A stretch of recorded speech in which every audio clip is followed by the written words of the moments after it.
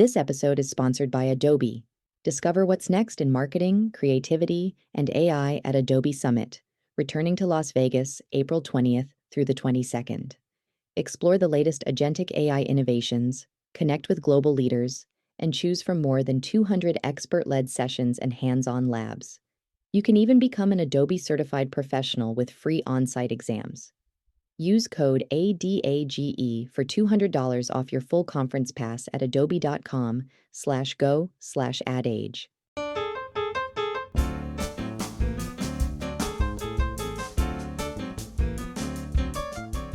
With protein showing up in about everything we eat right now, from snacks to cereal to coffee, it was only a matter of time before it showed up in a soda. How a startup brand establishes itself and a category at once is what we'll be discussing today with Dave Cohen, Chief Marketing Officer of SkyPop Protein Soda, on the Marketer's Brief, our weekly discussion of marketing news and trends that have the industry buzzing. SkyPop, which has backing from Keurig Dr. Pepper, is already on shelves at stores like Walmart, Target, and Kroger, but marketing the product is tricky. Selling protein without looking like sports nutrition, emphasizing function without compromising taste, and educating consumers without overcomplicating the message. I'm John Springer, Senior Reporter at Ad Age, and this is the Marketer's Brief podcast.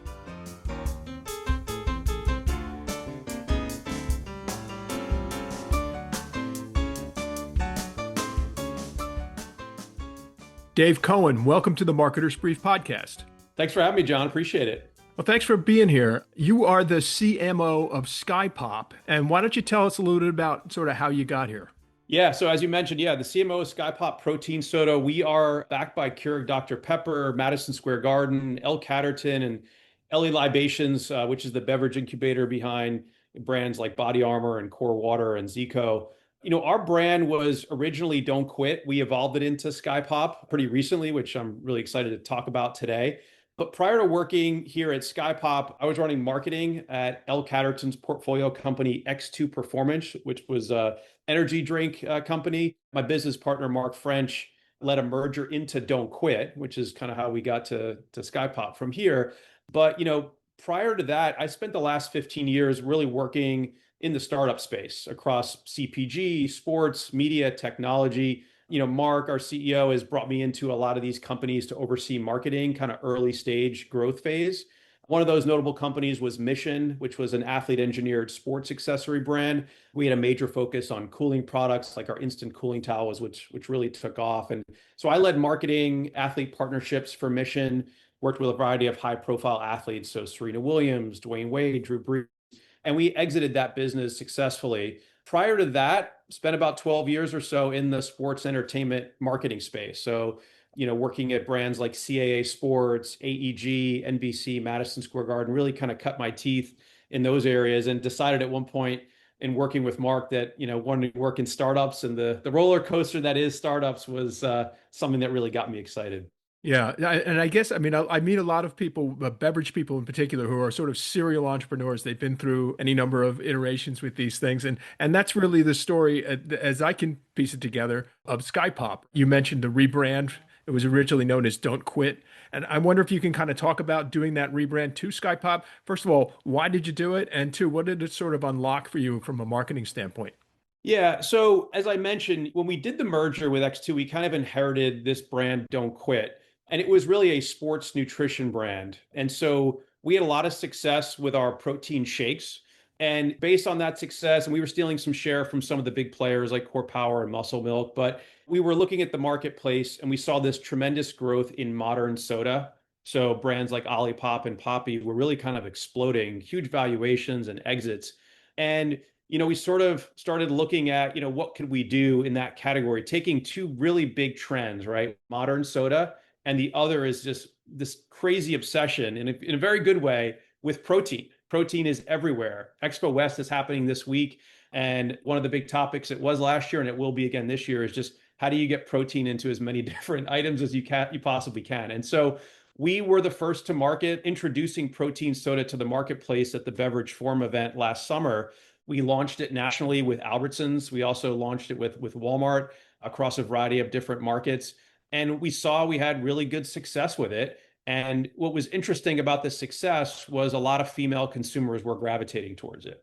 And we saw that as a variety of reasons, them wanting to get more protein, a lot of females thinking, protein shakes are great, but they don't always love to drink a heavy shake. What are other ways they can get it? And so based on the success that we had, other retailers started noticing it and wanting to look at bringing us into their portfolio. And so when we started having those conversations about expansion, that's when Mark and I really went to our board and said, look, we've got a moment in time here where we can launch protein soda in a big way to a very broad consumer target. But if we're going to do it, and this is based on feedback from retailers and really kind of our own thought process, we need to do it in a way that the brand resonates with all consumers.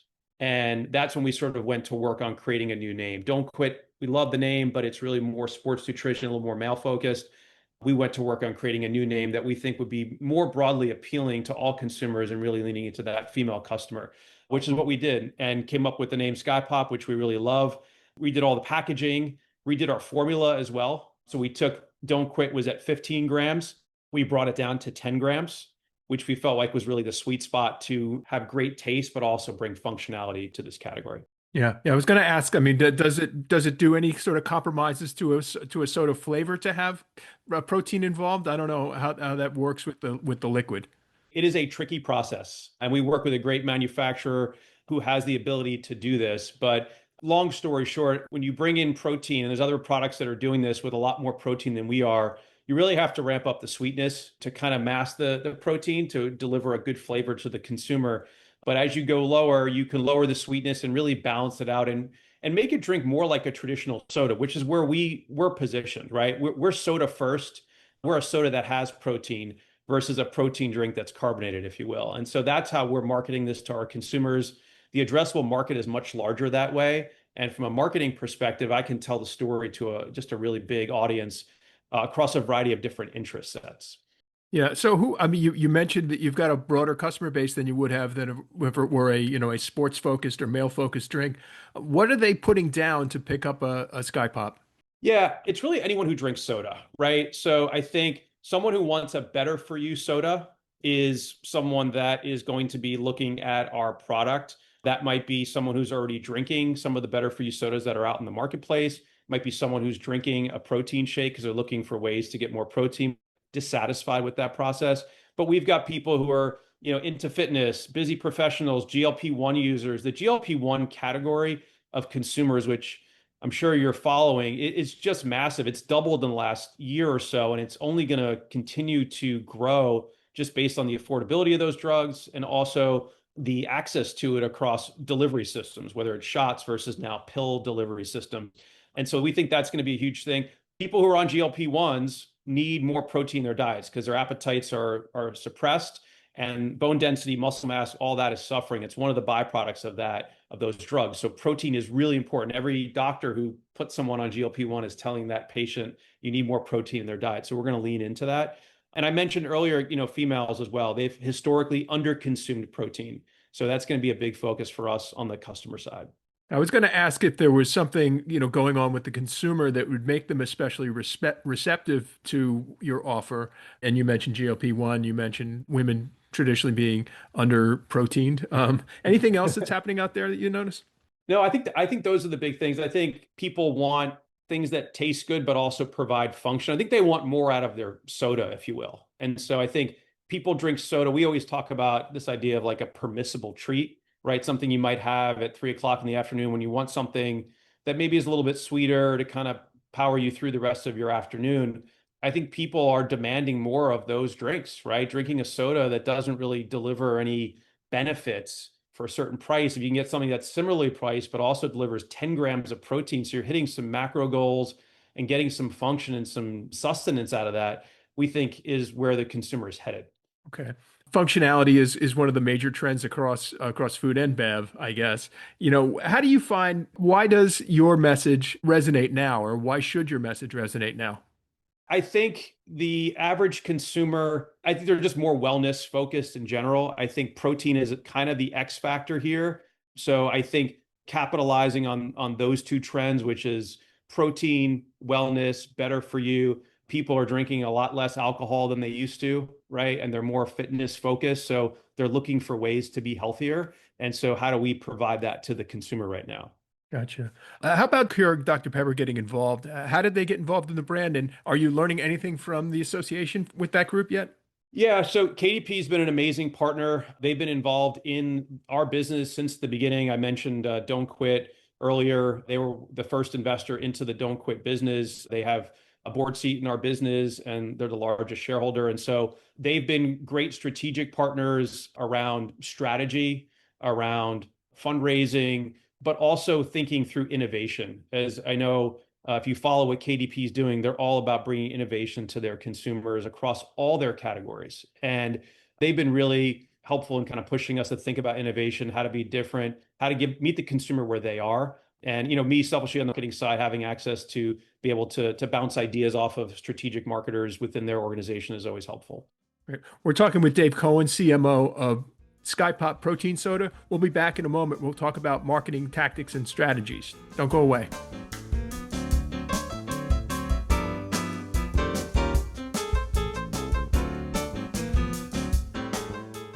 This episode is sponsored by Adobe. Discover what's next in marketing, creativity, and AI at Adobe Summit, returning to Las Vegas April 20th through the 22nd. Explore the latest agentic AI innovations, connect with global leaders, and choose from more than 200 expert-led sessions and hands-on labs. You can even become an Adobe certified professional with free on-site exams. Use code ADAGE for $200 off your full conference pass at adobe.com/go/adage.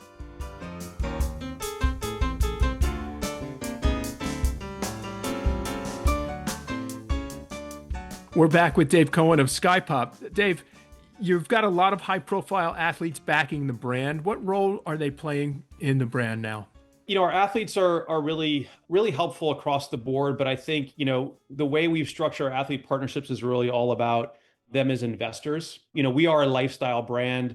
We're not a sports nutrition brand the way we've sort of been in the past. And so we look at our athletes as thought partners, as capital partners, will help us out with some marketing, more or endemic usage and some social support. Russell Westbrook, recent investor, he's a really smart business person. He was an early investor in Poppy going back a few years. And so he sees a lot of the sort of underpinnings of what Poppy was doing back then in our business, one of the reasons why he wanted to get involved. But he also understands that, athletes need to be used in the appropriate setting to tell the story authentically versus just, doing it in an inorganic way. So that's kind of how we think about it. We're, really, from my perspective, having worked with a lot of athletes over the years, a lot of what I'm leaning into now is around everyday people, right? I think consumers want to hear from everyday people around how the product fits into their lives organically. It seems that's resonating more than in a lot of cases high profile celebrity athletes. Yeah. I mean, that said, we see athletes on social media, whatever, promoting the drink. Yeah, you'll see some social support here and there, but it will not be the lead component of our marketing strategy. Yeah. So let's talk about the lead component of your marketing strategy then. Big picture, what do you kind of see is the right path for SkyPop? Well, we really have to start with educating consumers, right? So a new category that we've brought into the marketplace, which is protein soda. The first piece is education, and then we really need to focus on our retail partners. We've got an unbelievable retail footprint, more retail distribution than any other protein soda in the market here in 2026. And so wanting to hit consumers as close as we can to where they're shopping is really important. We've got a great 360 kind of strategy. We've got a partnership with iHeartMedia. So iHeart is a strategic partner of ours. As I'm sure you know, they're the largest audio producer in the country. So we utilize their radio inventory, podcast inventory. This is really great for a new brand who wants reach and frequency to kind of educate consumers on the category, but also a new brand. Just a great stat from iHeart, 75% of consumers say radio is the last thing they hear before they shop. So we think about them as that kind of final mile before they go in and do their shopping. So we're kind of fresh in their mind. So we'll utilize that. TikTok's been a huge, huge component for us. It's where we're finding more and more everyday consumers are discovering new products in a really authentic way. So hearing from everyday people around what they're saying about SkyPop, the delicious taste and how they're using it. And then, of course, sampling, right? We've got to get cans in hands. We've got to get people to try a product that maybe they might be a little skeptical about, right? Protein soda is a new category. And so they have to try it for themselves. We believe we've got the best tasting liquid in the market. And when they try it, they're going to want to come back and purchase it. Yeah. So when you think about the next, 12 months, do you see the marketing focus evolving in some way? I know obviously trial and sampling education, these things are very important right now. What do the future look like? Yeah, I think, we will do a lot of digital sampling initially. So kind of start off with like iHeart. It's like a broad-based, very high profile, sort of top of funnel exposure for the brand. We will transition into more doing a lot of digital sampling. We've got some great digital sampling partners that we work with, like Social Nature and Isle and On Brand, and then sort of evolving more into doing things in real life where we're sampling product at events and leaning into that as well. But I think the 26 to me is, how do we support our retail partners? How do we educate consumers? How do we get products, cans in hands? It's sticking to the fundamentals in 2026 is really important for us. Being disciplined about how we spend is going to be very important. Yeah. How are the products selling? Are they this is the packaging wise, and there's a significant single can business or no? Yeah, so the way we've rolled out in our retail partners for 2026 is all going to be single cans. And that's at retail. So places like Target and Walmart and Kroger and Albertsons, you'll be able to find single cans. We do sell case packs on .com, so e-commerce, so Walmart.com, the TikTok shop, Target.com, you'll be able to buy case packs of 12. But the majority of the sales this year will be in singles. And so, that's a great opportunity for consumers to try a lot of different flavors. We've got 7 different flavors that we're rolling out into the marketplace. We've got traditional kind of legacy soda flavors like root beer and grape and orange. And we've also got some amazing, more playful flavors like strawberry cotton candy and ice pop and peaches and cream. So we think there's something for everybody in terms of their gender or age and flavor palette as well. So, I mean, it sounds a little bit like, the Poppy Olipop progression. Have you learned anything in particular from those brands just as an observer? Yeah, Poppy's an interesting one, more specific to kind of what we're going through right now, as I'm sure you and many others know. First of all, they built a new category, right? They defined a category. So we look to them, I think, with gratitude that they laid the foundation for Better For You soda. But specifically Poppy, they started out as a different brand. The name of the brand was Mother. They were very focused on more of a niche consumer, more kind of the health nut who's interested in getting apple cider vinegar as a way to improve gut health. And I think they did an amazing job in sort of listening to their strategic partners and really reflecting back unto themselves and saying, how do we turn this into a brand that can really scale? And they took it from Mother to Poppy, and they have done an unbelievable job scaling into this lifestyle brand, right? That's hugely popular in pop culture. And so, if we can do a portion of that while staying true to our core values, we'll be very happy. What does the consumer need to learn still in order to fully embrace what you're offering? I think they need to understand the taste profile. We saw with Don't Quit when we launched this last summer that there's some amazing videos of people on TikTok and Instagram, trying protein soda for the first time, and this pleasant surprise. Oh my God, this tastes so much better than I thought. This tastes better than my regular soda. And we got virality from a lot of those videos because people were just genuinely excited and pleasantly surprised about how good it tasted. So I think that is the biggest thing that we need to educate, communicate, and allow people to experience for themselves is this is delicious. It adds function. It's something you can drink every day. You can drink more than 1 can per day. And it's an easy sort of fit into your lifestyle. It's on the go protein. We're busier than we've ever been across the board. I don't care how old you are and what your lifestyle is like. Everyone is busy and have short attention span. So how do we give them something that tastes great, that's sort of a on the go, fits into your sort of anytime schedule protein and improves your wellness on a daily basis? So, what are the things that you need to look out for? In other words, what are the things that could sort of threaten the progress you've made? Yeah, I think, if we fail to deliver on taste, I think that's going to be a challenge. So, for us, this is still a soda. So if it doesn't taste good, and it doesn't taste as good as what we're replacing, then we're going to have challenges. I think we got to simplify the message. So I think there's other brands that are out there putting a lot of different features into different beverages, and it can get a little confusing at times. We want to be really simple with our promise. We've got great flavor, 10 grams of complete protein. It is a complete whey isolate protein.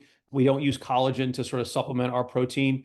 And so we want consumers to understand that in a very simple, easy way. We think protein is one of the easiest macros to understand versus, gut health can be a little challenging to understand dosages and stuff like that, where protein people kind of understand 5 grams, 10 grams, 15. They understand what that equates to and how that fits into their macros. Great. If we meet again in a couple of years, what would you like to tell me? I'd want to tell you that we built the defining brand in the protein soda category, not just a product that, caught on to a trend or a moment. We proved you can put protein into a soda with 0 sugar and have it win on velocity, which is really the name of the game here. And that retailers took us in and expanded us because we had a great product that consumers really, really wanted, not just, a fancy marketing strategy. So that would be my focus. Not just a fancy marketing strategy. That's Dave Cohen, the CMO of SkyPop. And I really appreciate you joining us today. John, thank you so much. Really enjoyed the time here today.